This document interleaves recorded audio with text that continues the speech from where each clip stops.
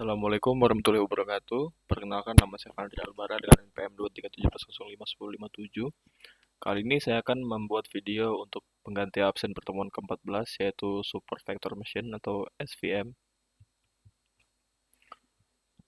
Untuk materinya tersebut, kita ada definisi, yaitu definisi SVM itu salah satu metode dalam supervised learning yang biasa digunakan untuk klasifikasi dan regresi.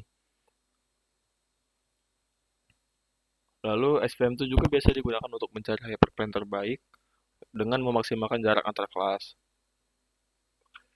Hyperplane adalah sebuah fungsi yang dapat digunakan untuk pemisah antar kelas.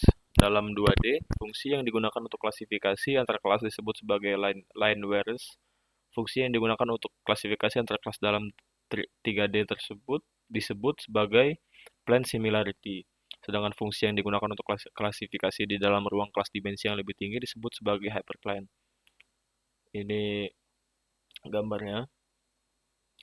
Lalu untuk kelebihan dan kekurangannya itu, pada kelebihannya itu efektivitas pada dataset berdimensi tinggi, margin pemisah kelas yang jelas, fungsi kernel yang beragam, hemat memori dan generalisasi yang baik.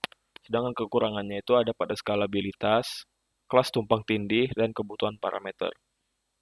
Lalu formula matematis linear SVM itu ada dua formulasi yang dapat kita gunakan dalam linear SVM, yaitu margin linear SVM minimalkan 1/2 W kuadrat dengan batasan Y, Wx plus B kurang dari 1. Lalu yang kedua itu soft margin linear SVM. Dalam banyak kasus di dunia nyata, data tidak dapat dipisahkan secara linear dengan sempurna.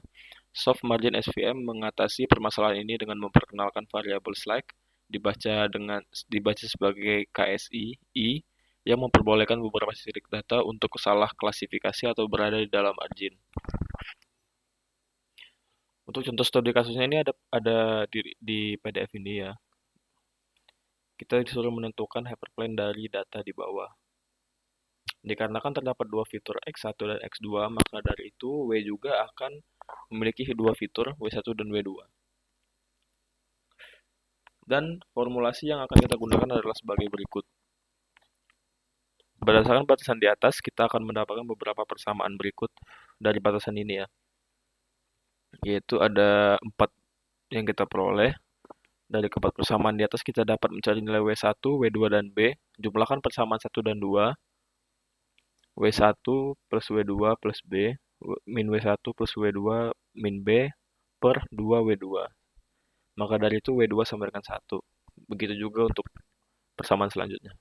Sehingga kita bisa mendapatkan persamaan hyperplane-nya sebagai berikut, yaitu X2 sama dengan 1 min X1. Ini contoh gambarnya.